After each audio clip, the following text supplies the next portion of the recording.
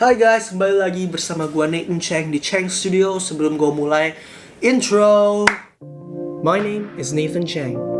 I like filmmaking, traveling, and inspiring people. My name is Justin Chang. I like making music, traveling, and trying new things. Together, we want to make a change because that's who we are, the Cheng Studios. Oke, jadi di video sebelum-sebelumnya gue menjelaskan tentang perjuangan gue masuk ke SUTD. Kemudian di video sebelum video ini adalah gue menjelaskan tentang cara mendapatkan angka 8,5 di IELTS. Dan seperti janji gue bakalan membuat juga video tentang SAT. Karena ini juga banyak banget yang orang tanyain. Karena kalau IELTS kan lebih umum kan ya, maksudnya lesnya juga banyak gitu. Kalau SAT, gue sendiri juga baru pertama kali denger gitu. Kalau A-level gue mungkin masih pernah denger gitu, kayak oh orang ngomong A-level gitu. Tapi SAT, what is SAT?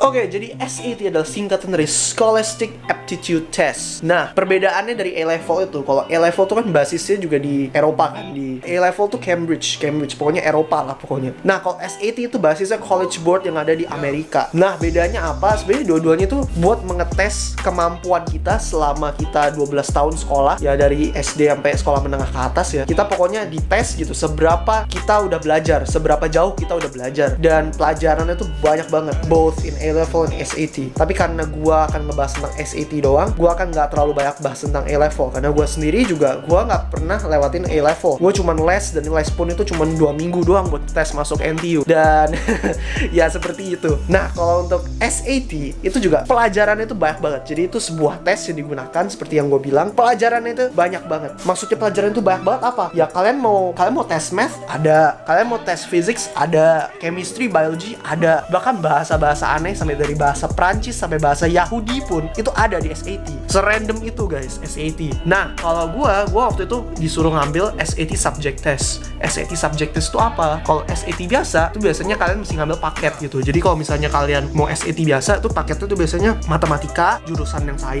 jurusan science bisa physics, biology atau chemistry, dan satu lagi English. English juga kalian bisa milih. Misalnya mau literature, mau writing atau apa gitu. Nah, kalau SAT biasa itu paketnya ya ambil langsung 3 gitu. Walaupun ada special cases, bukan special cases sih. Gue sebenarnya gak terlalu mau berbicara tentang ini karena gue juga gak pernah hadapin yang SAT yang bahasa-bahasa. Tapi waktu itu gue pernah datang ke satu tempat tesnya itu SAT, dan gue ngeliat orang yang emang cuma ngambil satu doang SAT. Misalnya dia ngambil bahasa Prancis gitu, jadi dia ngambil ya bahasa Prancis doang gitu. Nah, kalau SAT biasa 3 pelajaran. Nah, kalau SAT Subject Test itu cuma 2 pelajaran, jadi nggak ada Englishnya dikeluarin. Pokoknya math sama satu lagi pelajaran science. Dan biasanya mathnya itu bisa milih level 1 atau level 2. Nah, kalau misalnya SAT Subject Test, gue bisa menjelaskan dengan lebih menguasai. Oke? Jadi gue bakal menjelaskan tentang pertama SAT Subject Test, yaitu untuk math dan juga untuk physics. 2 hal ini. Oke? Let's go!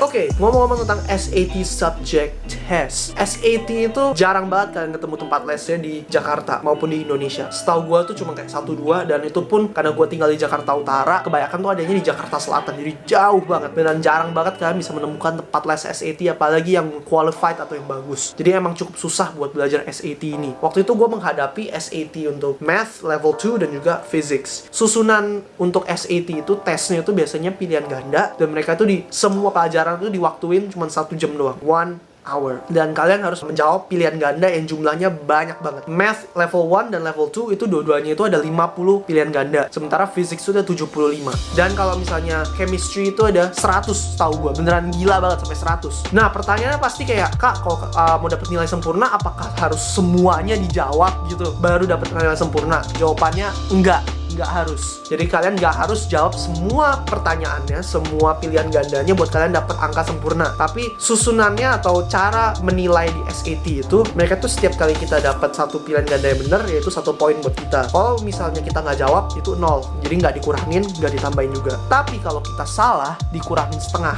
Nah, kalau misalnya kalian ada 50 pertanyaan nih, dan kemudian kalian misalnya jawab cuma 40, dan kemudian 4 kalian kosongin, 6 salah. Oke, berarti sampai sini. Nah, 6 yang salah itu kalian kali sama setengah. 6 kali setengah adalah 3. Berarti kalian dikurangi 3. Berarti tadinya kalian dapat 40, kalian kurangi 3. Jadinya 37. Nah, di setiap SAT itu pasti ada chartnya gitu. Kira-kira kalian coba cari di internet. Bentar, gue cari dulu.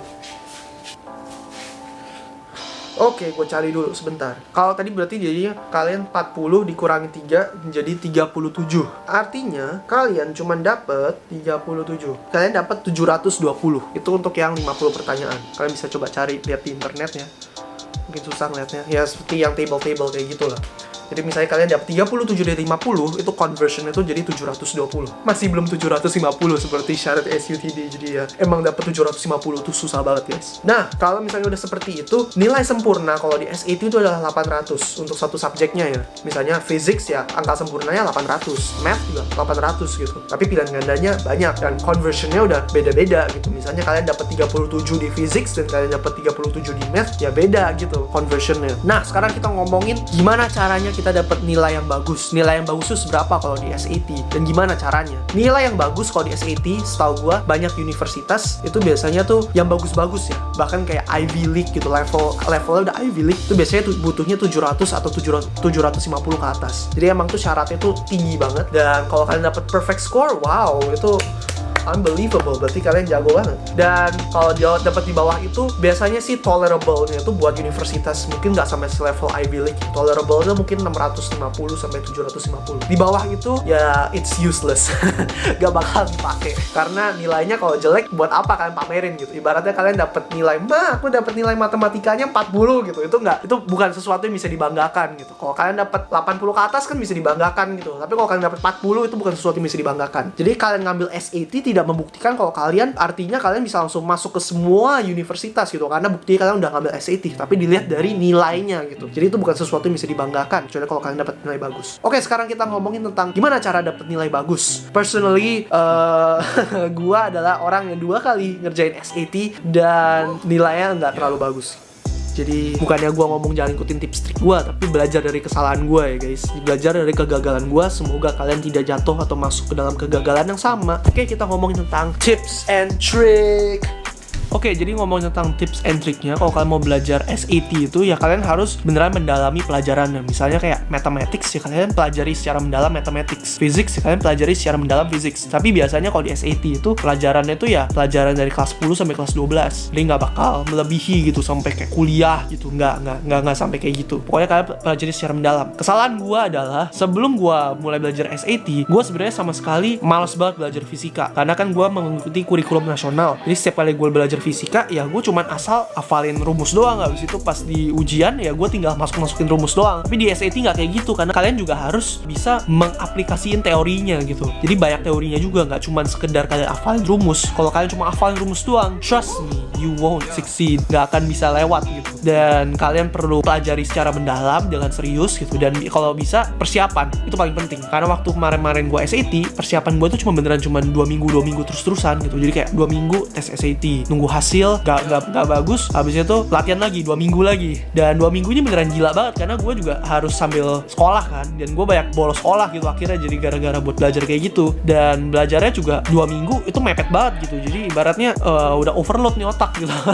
Udah gak bisa nerima apapun lagi gitu. Dan udah seperti itu, siapin juga kalkulator. Kalau di math level 2 itu kalian sebenarnya boleh pakai kalkulator di SAT. Boleh loh, bener boleh. Gue bukannya bercanda, boleh. Dan kalkulator itu juga kalian boleh sampai yang graphing calculator. Dan gue sendiri personally nggak pernah pakai graphing calculator, gue cuma pakai scientific calculator. Tapi kalau kalian misalnya mengerti dan kalian punya cukup waktu, coba belajarlah pakai graphing calculator, karena katanya sih walaupun nggak wajib untuk math level 2, tapi itu bisa membantu banget. Beneran dia menghemat waktu banget gitu. Yang ketiga adalah kalian juga perlu untuk latihan. Jadi pertama tadi pelajari secara mendalam, kedua kalian punya persiapan, ketiga latihan yang banyak. Apalagi latihan dengan disertai dengan timer. Jadi kan SAT itu kan cuma 1 jam kan. Kalian tuh perlu tahu kalian tuh bisa secepat apa ngerjainnya. Memang sih kalian gak harus ngerjain semua soal ya, tapi kalian juga perlu tahu kalian secepat apa ngerjainnya. Dan juga kalian harus tahan under pressure gitu. Karena jujur gue adalah orang under pressure kalau ditaruh waktu gitu loh. Jadi sambil gue ngerjain gitu, gue ngeliatin waktunya kayak aduh deg-degan gitu. Dan itu sesuatu yang harus kita biasakan gitu. Ibaratnya pas kita nanti tes, kita udah terbiasa dengan dikejar waktu 1 jam itu. Yang keempat, kalian juga harus bisa tahu prioritas. Jadi kalau misalnya di dalam tes SAT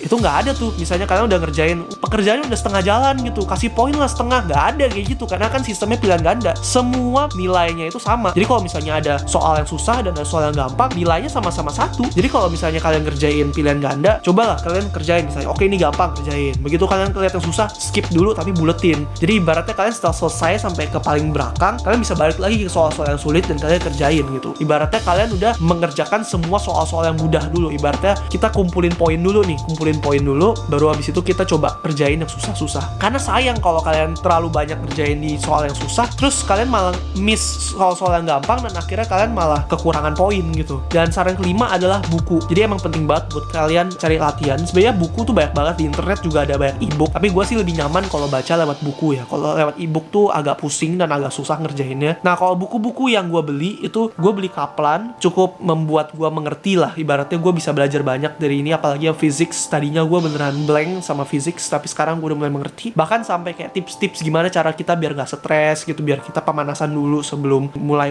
ulangan gitu, sebelum mulai tesnya. Terus gue juga beli buku officialnya dari College Board sendiri. Jadi buat subjek physics sama math, gue langsung beli dari College Board karena isinya ini beneran soalnya tuh yang mirip banget sama yang aslinya gitu, mirip banget sama SAT asli gitu, karena emang official dari College Board gitu. Kalian bisa pakai ini buat latihan biar kalian tahu lah kira-kira soal-soalnya tuh jenis-jenis soal SAT itu seperti apa. Terus gue juga punya Princeton, tapi ini saran dari gue ya, kalian boleh beli buku itu banyak, tapi paling banyak referensinya tuh harus kalian dari College Board karena emang bentuk soalnya seperti itu. Buku-buku lain seperti ada Princeton, ada Barron, terus ada Kaplan, ada buku-buku lainnya emang bagus sih, tapi jenis-jenis soalnya itu beda. Jadi dari antara Kaplan, Princeton sama Barron, tiga-tiganya beda gitu jenis soalnya, dan mungkin ada yang nggak ada sama sekali di SAT gitu. Mungkin kalian juga bisa pakai ini buat kalian lebih melatih lagi diri kalian gitu. Kalian pakai diri kalian buat melatih, tapi jangan jadikan ini referensinya terlalu banyak di buku-buku ini gitu. Reference paling banyak harus tetap ke College Board gitu. Oke, jadi itu saran-saran gua buat kalian dapat